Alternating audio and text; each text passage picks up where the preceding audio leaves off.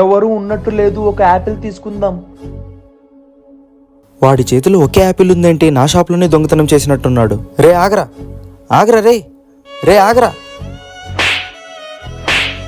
ఎందుకురా యాపిల్ దొంగతనం చేసుకుని పోతున్నావో? అన్నా, నా కొడుక్కి ఆరోగ్యం బాగాలేదన్నా, అందుకే యాపిల్ తీసుకోవాల్సి వచ్చిందన్నా. కొనుక్కుందామంటే నా దగ్గర డబ్బులు లేవన్నా. రే, కాళ్ళు చేతులు బానే ఉన్నాయి, ఏదో ఒక పని చేసుకుని బతకచ్చు కదరా. హోటల్లో పనిచేస్తున్నాను, ఇంకా జీతం ఇవ్వలేదన్నా.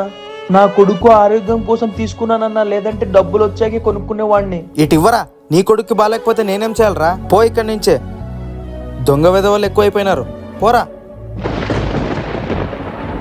చాలా ఆకలి అవుతా ఉంది, ఎవరు చూడట్లేదుగా. మంచిగా ఉండే నా జీవితం ఎందుకు ఇలా అయ్యింది? నీ కొడుక్కి బాగాలేకపోతే నేనేం చేయాలరా? పో ఇక్కడి నుంచే. నేను ఆ రోజు ఆయన్ని కొట్టకుండా ఉండాల్సింది. కనీసం ఆయన్ని ఒకరు కొట్టారు. నీ జీవితం ఇలా అవడమే నీకు పెద్ద శిక్ష.